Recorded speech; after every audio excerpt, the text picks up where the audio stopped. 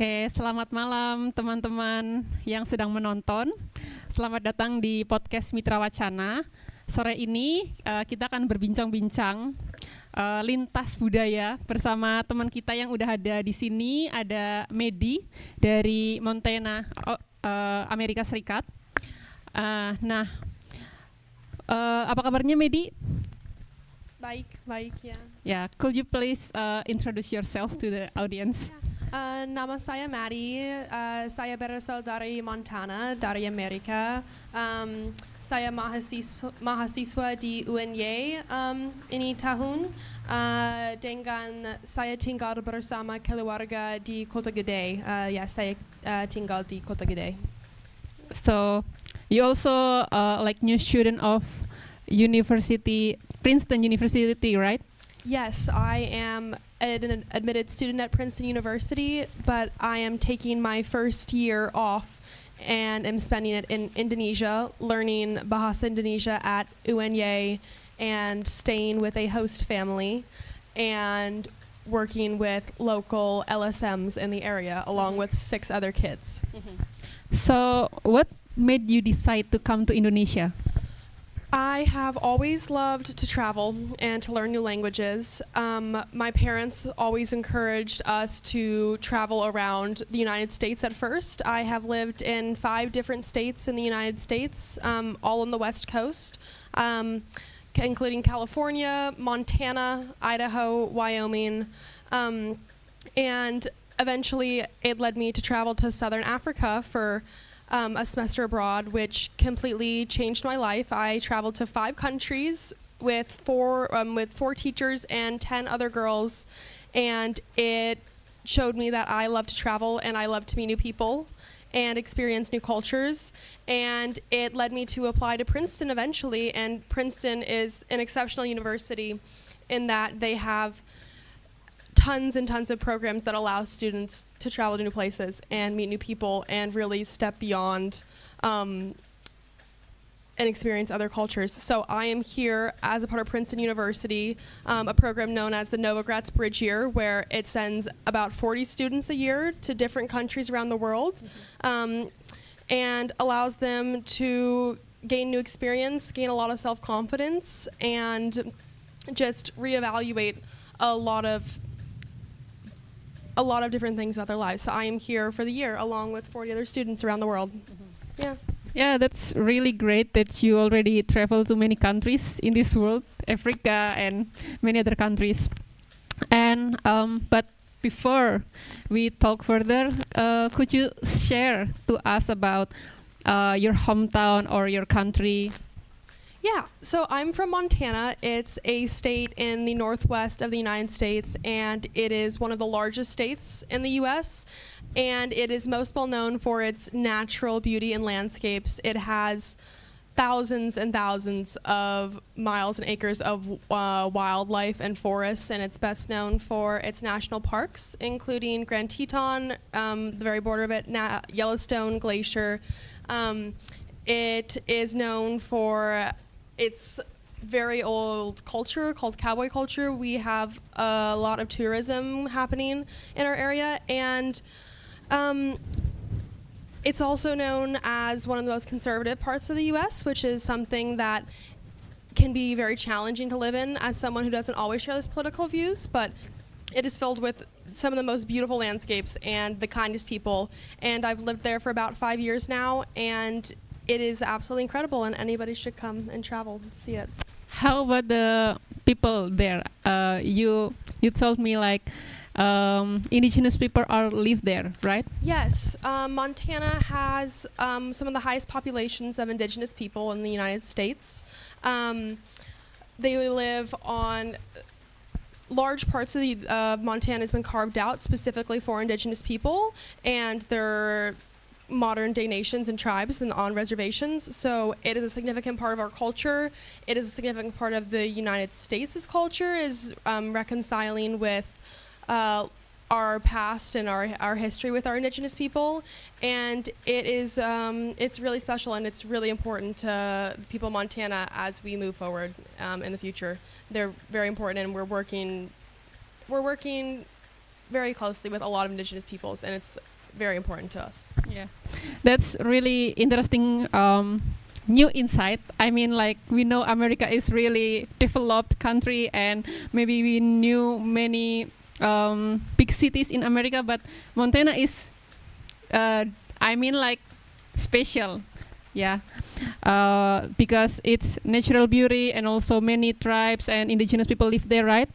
And so, how long you will stay in Indonesia?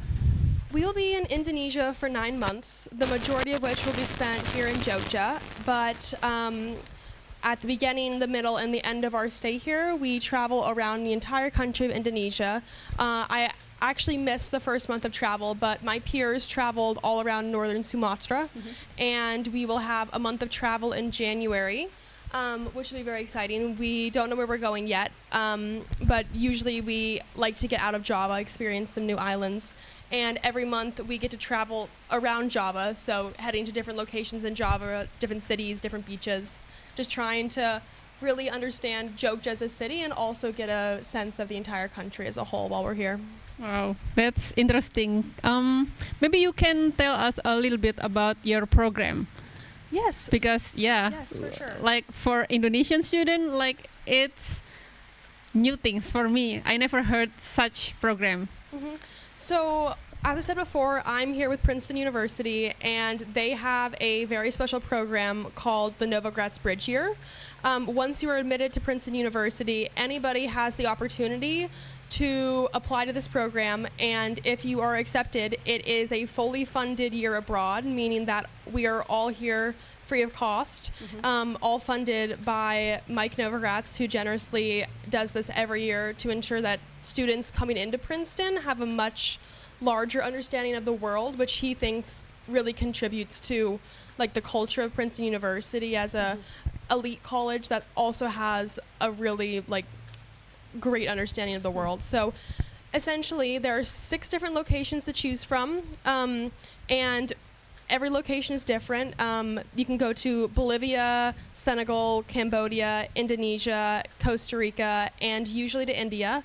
And depending on where you are, there are different things that you can do. Most of the programs partner with an organization known as Where There Be Dragons, which helps to give, like, incoming freshmen and students on gap years an experiential learning, background before they head off to college. But essentially, here for 9 months, the first month is all travel, usually with a small homestay built in, so students will stay with local families for about a week on that, but traveling all over the country. And Indonesia was northern Sumatra, so my peers went to Medan, they went to Lake Tobo, they were all around northern Sumatra, saw Jakarta, and had a homestay on the outskirts of Yogyakarta. We have, I'd say that the most special part of our program right here is the homestay families. Both Princeton and Where There Be Dragons thinks that the best way to experience different cultures is to just absolutely dive in and live in it. So each one of us is matched with a different homestay family, and it has just been absolutely incredible. My homestay parents are the sweetest people you have ever met in your entire life. The food is incredible. My Ibu loves to cook. My Bapak loves to play ping pong, and it is just the best way to experience the culture and just really experience it slowly. We hang out every weekend. We travel around together. They show me all of their favorite places in Jogja, and I have the ability to tell them about Montana to help their kids with their English homework. And it's really just a way to experience and exchange cultures, like, way more intimately than anybody, I think, who just travels around without a homestay would ever experience it. So that's probably been the most influential part, is how incredible our homestay families are. Just this incredible community. That's something that I've never seen in the United States, is how close-knit the communities are here in Jogja. Everybody knows everything about everybody in the community. I mean, you mess up one translation and the whole community knows about it. My friend thought he saw a ghost. The whole community knew about it the next day. I mean, it is incredible, and everybody's so kind. And yeah, that's the main thing, is learning about Indonesian communities while getting to be in one, I think, is the most special part that I've experienced so far. I'm so happy to hear that you really enjoy Indonesia and Jogja. So, what are some things you've done so far during your time in Indonesia? Well, my friends really enjoyed their experiences traveling around northern Sumatra. Every month we have a different focus. Last month's was sustainability, so a focus on ecotourism and environmental sustainability. And this month's focus is on politics. So my favorite thing so far has been having guest speakers come in to tell us about Indonesian politics, because there are a lot of different ways it varies from the US, but I think that my favorite part in general has been seeing the amazing beaches. I've been to 2 so far, one of the black sand ones and one of the white sand ones, and similar to Montana, Indonesia is known for its just gorgeous, gorgeous natural beauty. So that has been amazing. But mostly just traveled around Jogja a lot. I have plans to go tubing at some caves next month. Oh, yes, caves. yes, Yeah, uh-huh. yeah. But we just spend most of our time in Jogja. We've loved trying all the coffee and tea. That's not something I've found in Montana, but it is a huge part of Indonesia here. It's a coffee shop on every block. Especially in Jogja. Exactly, especially in Jogja. That's probably been my favorite part. Starting next week, we get to try different hobbies of sorts. So we have opportunities to take batik classes. We have opportunities to try pottery and self-defense and singing and Javanese dancing. So next week, we get to choose a specific hobby related to Indonesia. And I'm really hoping to try the silversmithing one, where you create rings and different jewelry made out of silver. But everybody's very excited. Some of my friends will be taking courses in Javanese. Some people will be learning different dances, learning gamelan. So just the smallest parts of Indonesian culture have been my favorite thing, from coffee shops to different cultural classes. It's been really special. Yeah, you already get so many experiences. Yes. Even though this is like your first or second month, right? Yes. But I heard you already have so many experience and learn so much about Indonesia and also Jogja. So how about your daily routine? Yeah, I love to get up and go for long walks or runs in the morning. I live near Lapangan Kerang, so I get to run around the field every day with my family, and it's really fun. All the school children are usually out, and we love to say hi to all of them because they're on their laps around the field as well.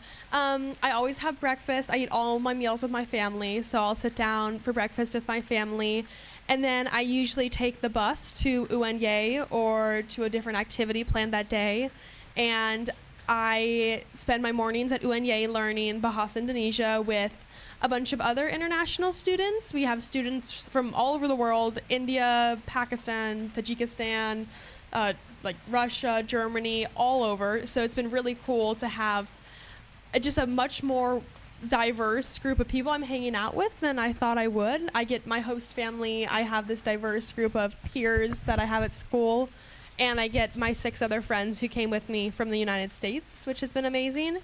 And I usually come here to Mitra Wacana to discuss different political and issues, related to this community, which is really insightful and really amazing. And I love to spend my evenings at home with my family, watching TV and talking about my day and playing ping pong and hanging out with my group members as well. So, yeah. So since you like beginner in learning Indonesian, is it a little bit challenging for you to communicate with your house family? I would say that's probably been one of the most difficult things so far, for sure, especially when I first got here and just everything was through Google Translate. And as I get better, learning about them and their life and their family gets a lot easier, but it's definitely one of the most challenging things. Luckily, Indonesian doesn't have any past tense or present tense or any conjugations, which is definitely very helpful. But yes, it was really difficult to just jump in having no idea what most people were saying, and it's coming on quicker. Luckily, it's not as difficult as Arabic or Mandarin or something, but it is a challenge for sure. Yeah. Something that's enjoyable but very hard. Yeah, that's really normal for foreigner when it comes to the new place or new country and didn't know about the language. So yeah, that's really normal thing. But eventually you will speak easily. Yes. Speak Indonesia easily, right? Yes, I'm excited for that.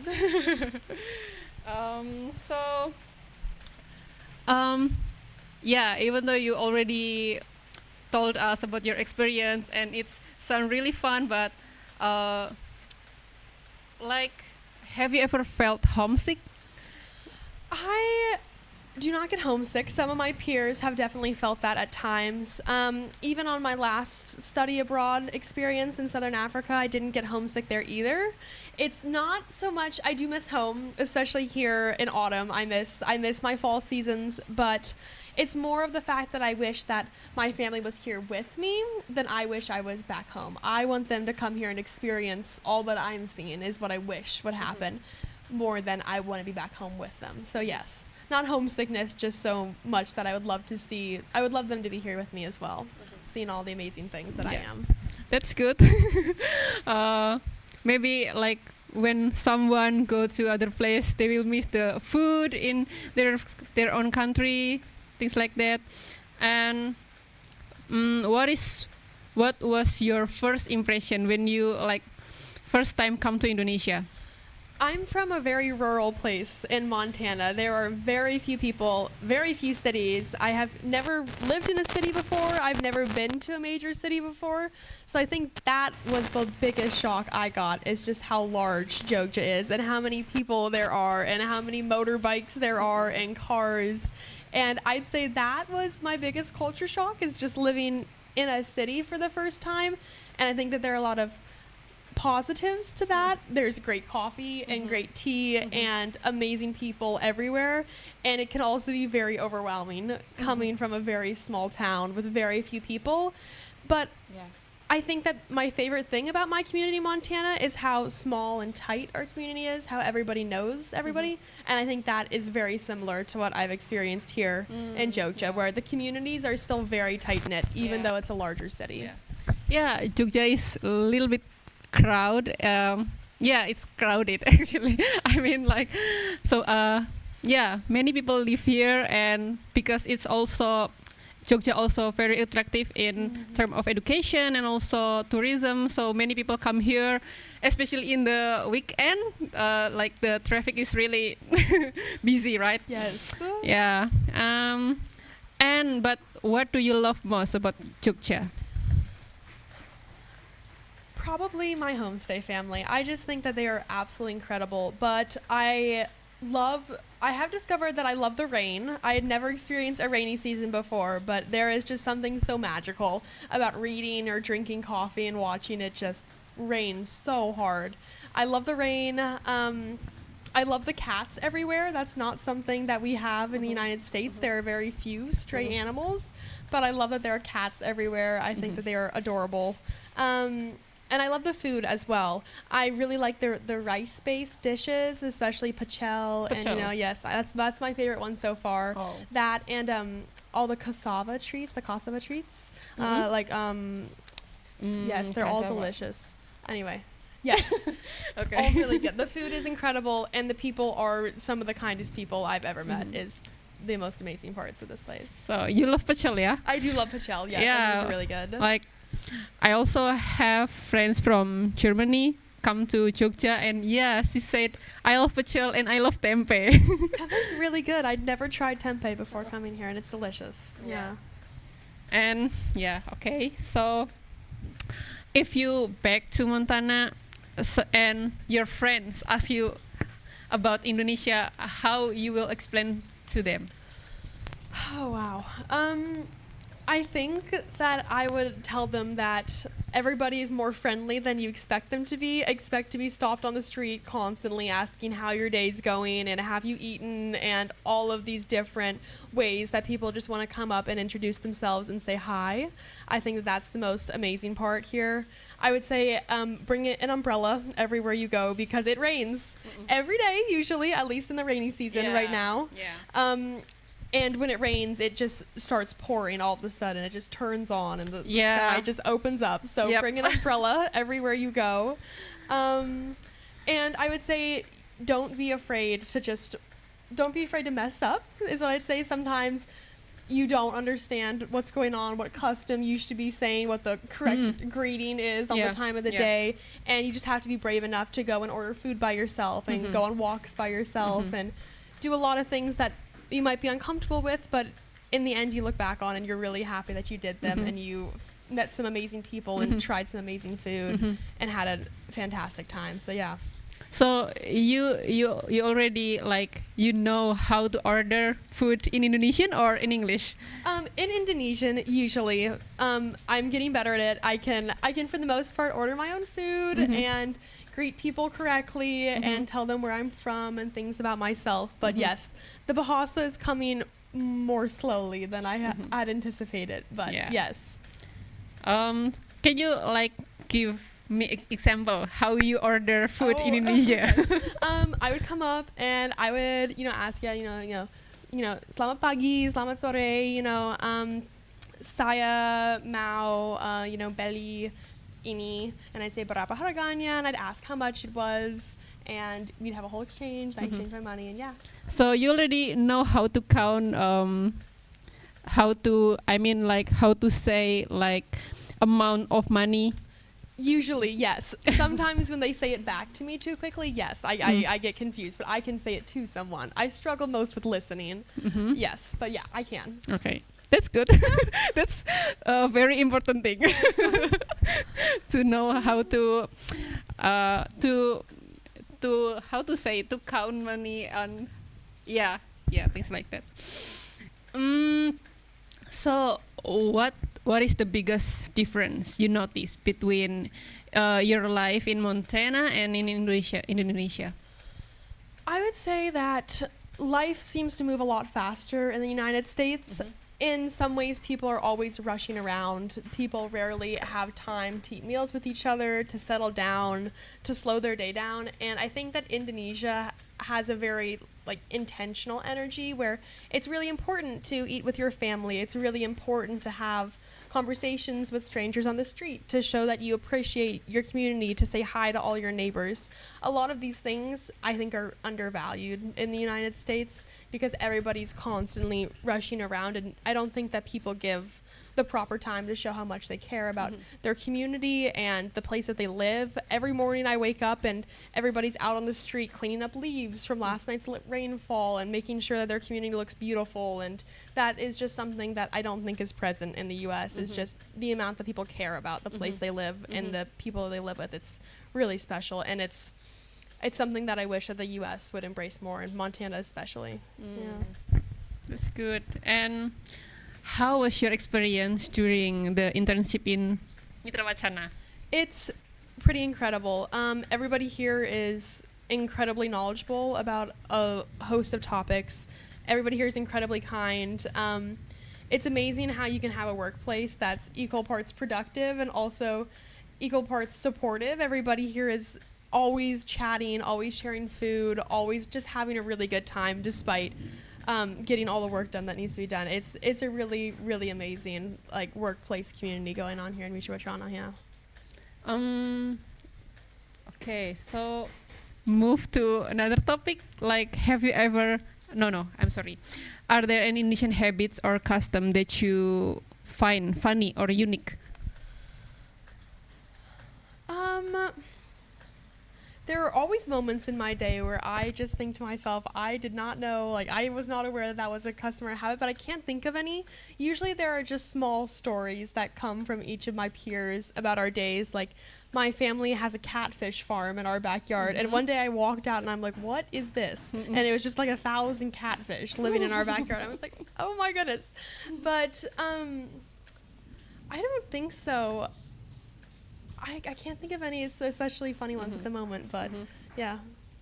Okay. And how do you make friends with local people here?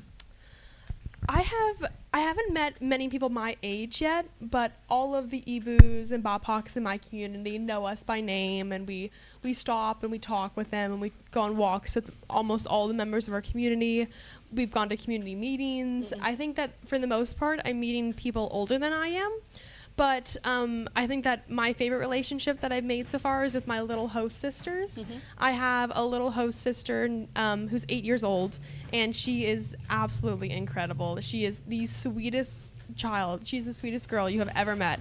And we've gone to the zoo and we make bracelets for each other, and we have a little gift exchange going where I'll make her a bracelet and she'll make me a drawing, and we just keep passing them back and forth. And I think that that's been the most impactful. I have a little brother at home who I miss a lot, and I think that having a relationship with my little host sister is just so special because she teaches me Bahasa and I teach her English, and we're at about the same level, so it's pretty good.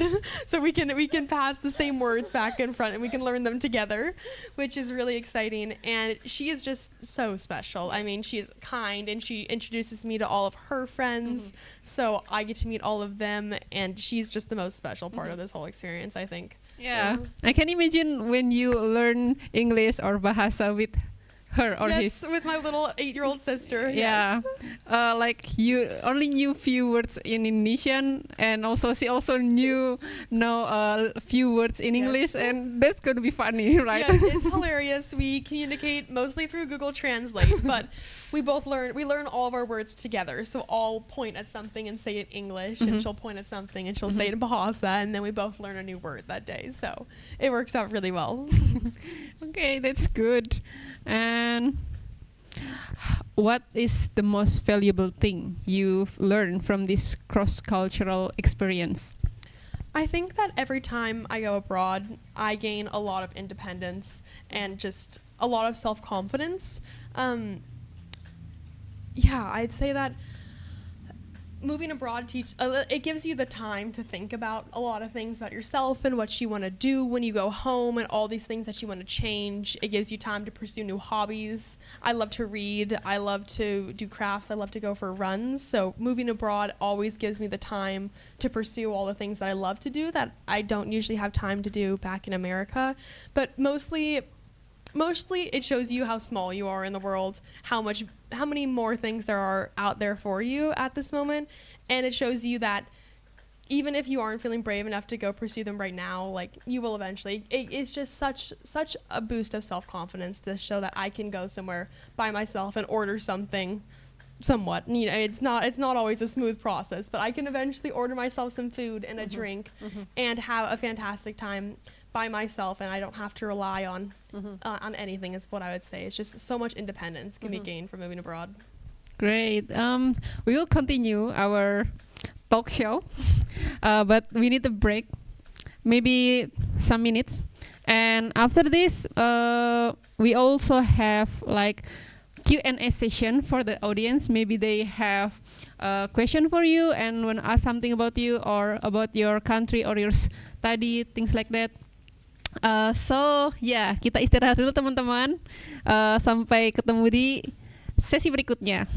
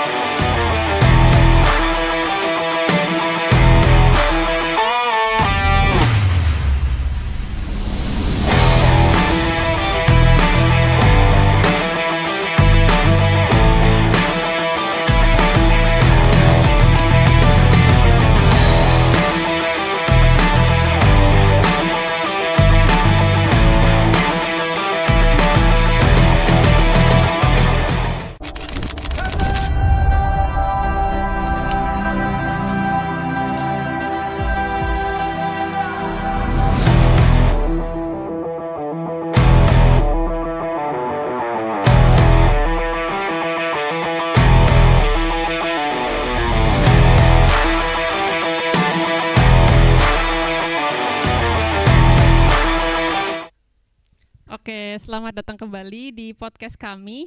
Teman-teman yang lagi nonton, kalau punya pertanyaan silahkan tulis aja di kolom komentar. Nanti bisa saya tanyakan ke Medi ya.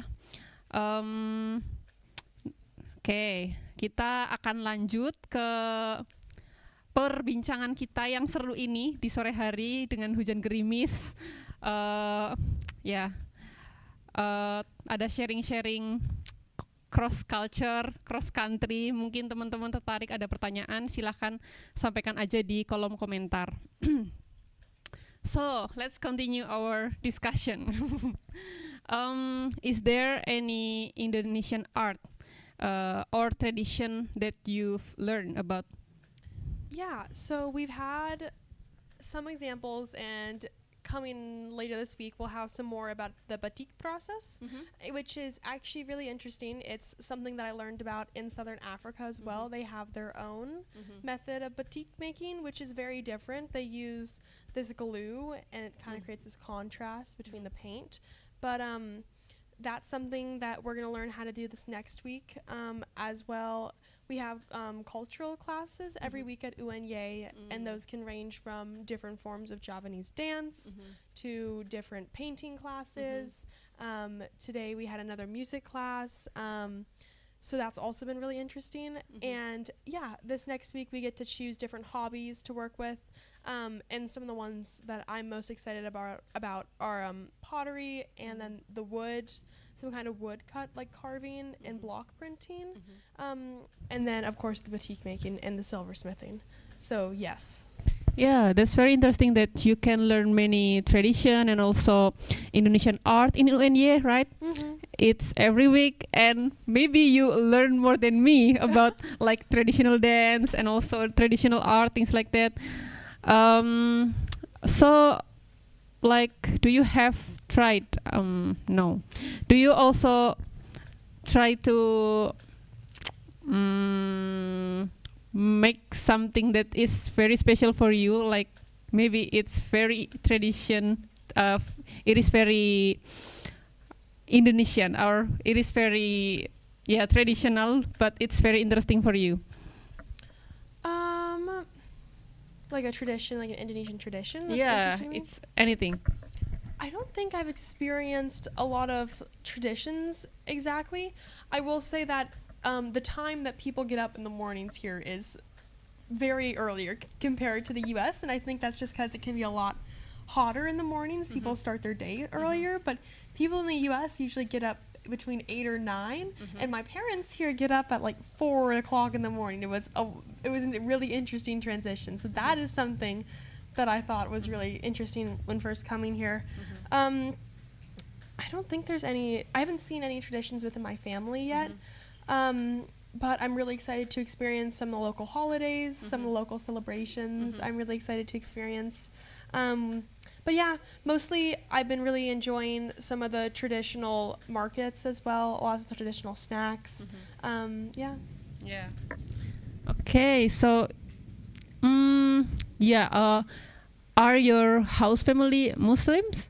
They are not. I was placed in a Christian household, but all my peers were placed in Muslim households. Okay. So yes. Yeah, because I mean, like, maybe for Muslim they woke up very early because they have to pray in the morning. Yes. But yeah, I just know it that your house family also like do the same thing like other people. Yeah, they start their day early as well, I think. Yeah.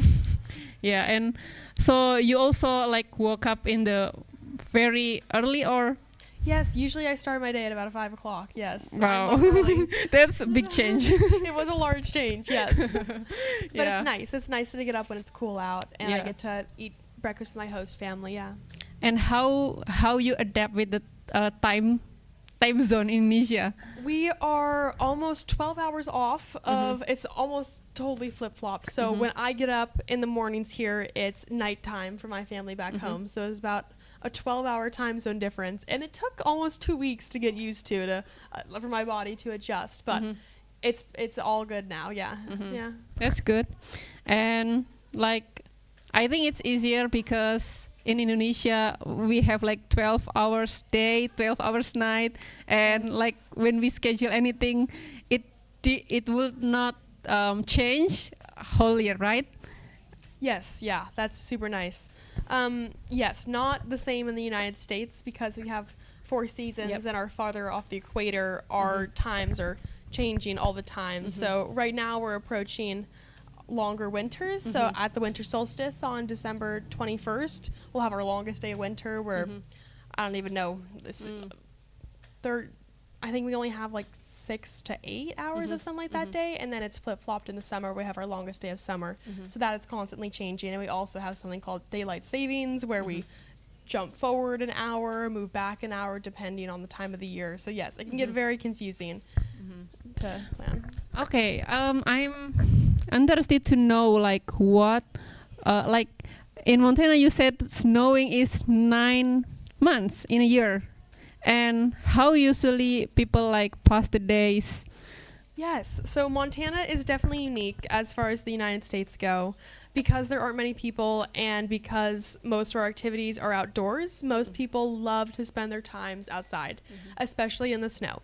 So people love to go skiing. It's a really big activity where I'm from. You put, 2 pieces of like metal on your feet. You kind of slide down the snow-covered mountains. It's very popular, as well as ice skating is incredibly popular as well. So skating on frozen rinks, frozen ponds and lakes. And yeah, most people love to spend their time outside. Summers are spent hiking and swimming in lakes, and people love to explore national parks as well. People love to go hunting as a huge activity in Montana. It's incredibly popular. Most people would love to shoot bears and elk and moose and any other large animal they can find. But yes, most people, as I mentioned earlier, Montana has a huge ranching community. So people spend a lot of time farming the land and farming animals and hanging out on horses and with their cows and stuff. So yeah, mostly people spend their time outside. Okay, I'm gonna check the comments. Wait, is there any comments?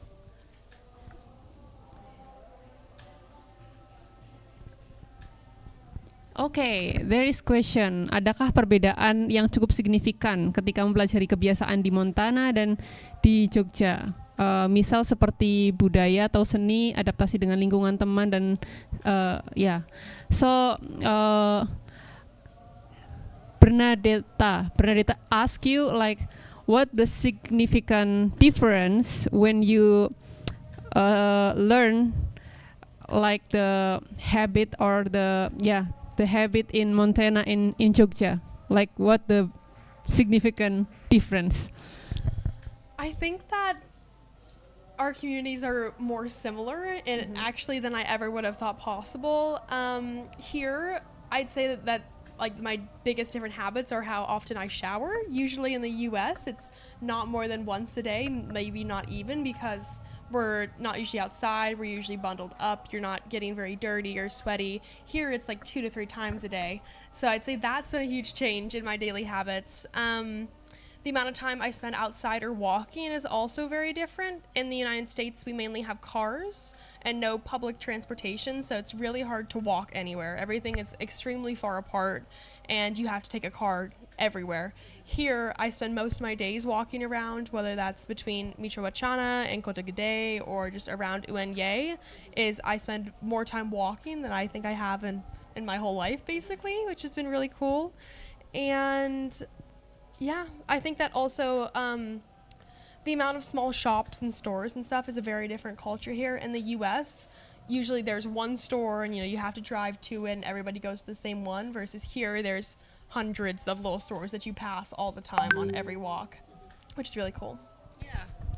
And Kak Bernadetta also asked about art and culture and how you adapt with your friends like in the same age. Yeah, and I think you already mentioned that before, but maybe you can like add some information about it. Yeah, I think that one of the most special parts about living in Jogja is the art and culture. the U.S., especially where I live, is a much newer country, doesn't have anywhere near the amount of history that I think that Indonesia does. So between temples in the local area like Borobudur and other ones, that's been absolutely incredible to hear about and learn about, because I've never experienced anything like that before. Additionally, just the mix of cultures and religions is something that I think Indonesia is really remarkable for, from a mix of, Islam and Buddhism and Hinduism and Confucianism. That is something I've never experienced before, coming from a super small town in Montana where Christianity is the predominant religion. I've never experienced anything like that before. And I think that's been a new thing to most of the students here. But I think what we've all found the culture and the art to be unlike anything we've ever seen, especially the old Hindu temples, especially the batik is something that's been new to all of us. So no matter where we're coming from, I have a student from Tanzania and one from China, and the rest of us are from all over the US. I think we're all impressed by the amount of culture and history that Indonesia has, and it's reflective of its really long history, which is something that's just not the same in the US, especially because we have none of the big churches like Europe has. We just don't have enough history to have this amazing culture. Is the biggest change. Yeah. So, what do you know about Indonesian history so far? I'd say very little. Our next month, I think, is going to be spent more on history than politics. So I'm really excited to learn about that. But we've spent a little bit of time reading about the history of Dutch colonialism, and we've spent a little bit of time learning about the brief period of Japanese colonialism during World War II, and then the independence movement, and then the democratic nation afterwards. And most recently, we've been learning about the specific place that Yogyakarta has in Indonesia as the only place to keep its sultanate and its king and its monarchy is what we have been learning about mostly. Is very specific to Jogja, which has been really interesting because it was really cool to learn about Yogyakarta's place in Indonesia's independence movement. Yeah, that's what we've mostly been learning about recently. That's cool. So, do you already know in the 9 months? So, what the subject that you will learn in 9 months? Not yet. We just talk about it at the beginning of every month and decide what we want to do. Oh yeah. Okay. So far you already learn about politics, and then next month you will study about history and yeah. Okay. Next, is there any other question in the comment? Oh, okay. Let me check. Okay. Oh, yeah. Wait a second. So, do you have any funny or unexpected stories here? We had a brief encounter with what my friend Wesley thought was a ghost. When he was walking back to his house one night, he was passing by the cemetery on a very superstitious day, apparently, and saw a woman with a very long white gown on, and he ran away screaming, thinking that it was a ghost, when it was, in fact, his neighbor coming back from the mosque at the night. So, other than that, I don't think so, but from wild dogs and wild cats that my people have fought off to getting sick in northern Sumatra, it has been a host of adventures in a lot of senses. But yeah. Yeah, so your friend already experienced Indonesian ghosts. Yes, what he thought was a ghost happened to be his neighbor. Yes. Yeah, that's interesting. So maybe this is my last question for you, and after that we can just have a chill conversation. And anything you want to ask me, so go ahead. So what will you miss the most about Indonesia once you back to America? Definitely my host family, for sure. I think that a large part of this has also been about making really close friends with the other students who I'm here with as a part of Princeton University. I think that I'm gonna miss hanging out with them every day as well. They're just such a huge part of my life now. Some of the coolest people I've ever met. They're incredibly smart and dedicated, and I'm gonna miss them a lot when I go home because we live on opposite sides of the country. So definitely, I'd say definitely the people I've met most is what I'm gonna miss, as well as the food. The food is incredible as well. Yeah. Okay, so after you back to America, maybe if you have chance to come to Indonesia, so definitely you will come, right? Yes, absolutely. I will be back for sure. I would love to do another smaller trip out here at some point for sure. Yeah, of course. Like Indonesia, we have so many islands, and maybe that's also will be a really good experience if you visit some other islands. Yes, that'd be amazing. Yeah, big or small islands. Yeah, I'm also interested. As an Indonesian, I didn't visit so many islands. Only maybe 5 biggest islands, and yeah, I'm interested to explore Indonesia, even though I'm Indonesian, right? So yeah, maybe you wanna know something about Jogja or Indonesia. Yeah, what is one place that I can't miss while I'm here? What is one place that I have to go to? Oh, you wanna know about new place that? Yes. Okay. Usually, foreign people come to Bali, and they know more about Bali than Indonesia. Sometimes they are misunderstand between Bali and Indonesia. Like they think that Bali is apart from Indonesia, like not part of Indonesia. Like yeah, so yeah, maybe Bali is good to visit, but yeah, actually so many good places. Like you can go to Nusa Tenggara, even Nusa Tenggara Barat or Nusa Tenggara Timur. It is also good place, and you can find or you can go to Pulau Komodo. So this is there is really, how to say, endemic animal in the island. So yeah, like no island has this animal, but in Pulau Komodo, yeah, Yes, of course. The Komodo dragon. Yes, Yeah, yes, you know that. Yes. Yeah. And like you also can go to Raja Ampat, also popular, and it's really it has really good coral reef. Yeah, and many islands there and beautiful scenery, of course.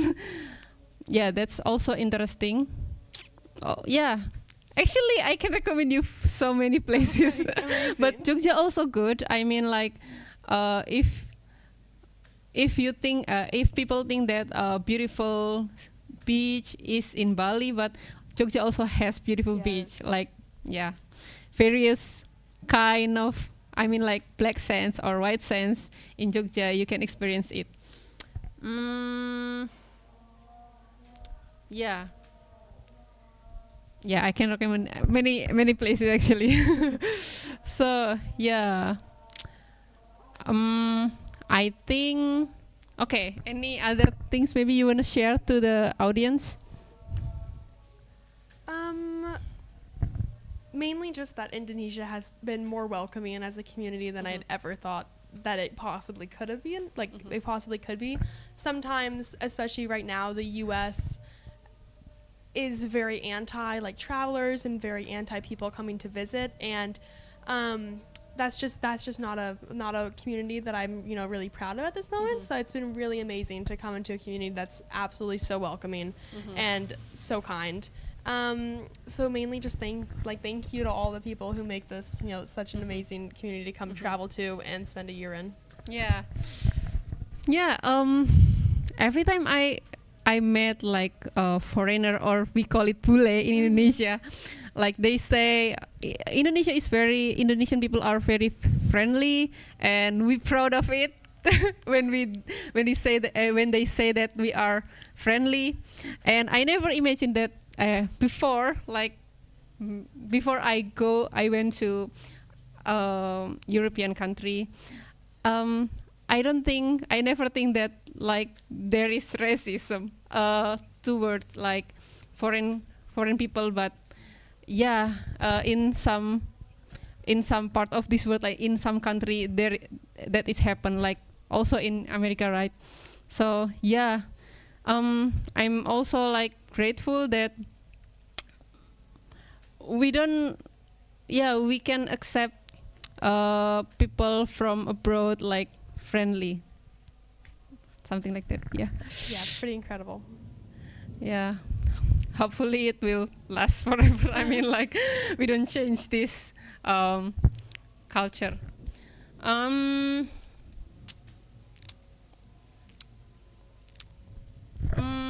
So, yeah, even though it is like your first month here, but what is, like, how has this experience changed the way you see the world? Maybe that's a big question. That is definitely the big one. I think that Indonesia has just taught me to slow down mostly and really appreciate everything that I'm seeing and everything that I'm experiencing, because even though it's a full year, time really does fly, and I'm pretty amazed that it's almost been 2 months gone now.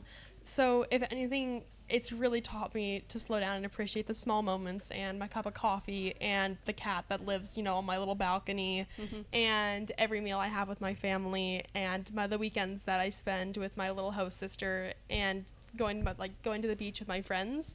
Because I think that life moves pretty fast once I'm going to get back to the U.S. and get back into school and all this stuff. So I think that this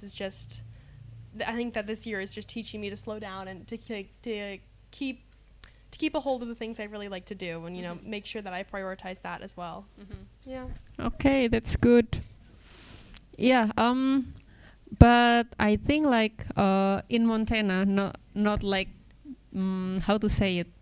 Generally in US, is there also like busy people in Montana also busy, or their life is slower than America as a whole? I think that in the US and especially in Montana, it's people really want to work hard all day. That's a trait that's really admired, is hard work and diligence and a lot of dedication. Yes, very productive. People want to be very productive all of the time, and it creates this culture where it doesn't feel like you can ever stop and just have a moment with your family, with yourself, with any part of that. And I think that in Montana in particular, because people do a lot of physical labor where they're out on their farms all day, or you're outside all day, and it's really hard work. That is especially like prized, and people are really proud of what they do, but it can also create a work-life culture that isn't sustainable in like the long term, where people So you feel like life is going slower in Jogja than in US or in Montana, but I think like Jogja is a little bit busier. If you like come to the village or countryside, it's gonna be more slower, like really slow living in the village. Jogja is, I think, more busy, but not as busy as Jakarta, of course, because it's capital city. Yeah, but you can experience more slower. I mean, like slower experience in other side of Indonesia. Like maybe you can, it can be in Jogja, but like in the village, things like that. So it's really slow living. Yeah. Any other things that you want to share to people? Not that I can think of, but just so grateful for you and everybody else here at Wacana. It's an incredible place to be, and I think that all of us are so grateful to have another connection into this community with each of our respective NGOs or LSMs. I think that it's another really cool way to understand what's going on in the community here, and I think that's super impactful, like almost at the same level as our home state parents. So it's been a really amazing experience to understand further what's going on here in Jogja. So it's been really amazing. That's cool. Yeah, we have 4 minute 4 minute before we end this discussion. Maybe I wanna ask you another things like, wait, let me think.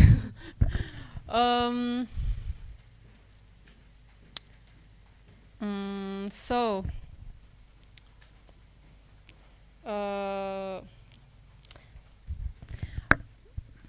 maybe we already talk about food, about culture, about your activities here, and maybe this is the last question. What is your hope in this? I mean, in this program?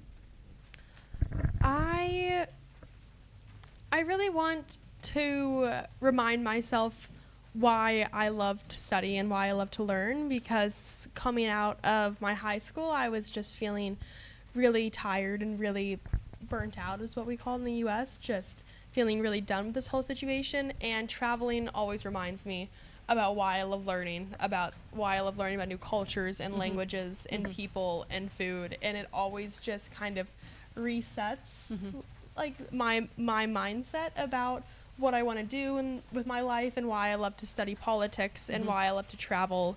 And I think that this is just a way to step back and tell myself, this is really what, like, I'm sure this is what I want to do. It's just kind of a way to clear my mind and make sure that I'm really sure about how I'm going forward for the rest of my education and the rest of my life. And I think that that's just the most impactful point of all this is, yeah.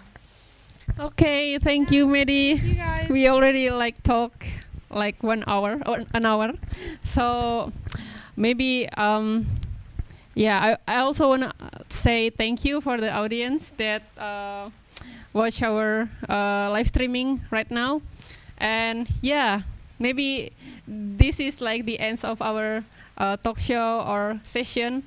And thank you so much. Thank you. Maybe next time we will have like another talk show, especially before you back to America, and we will really, I will really happy to know your experience in a year. I mean, like in 9 months living in Indonesia.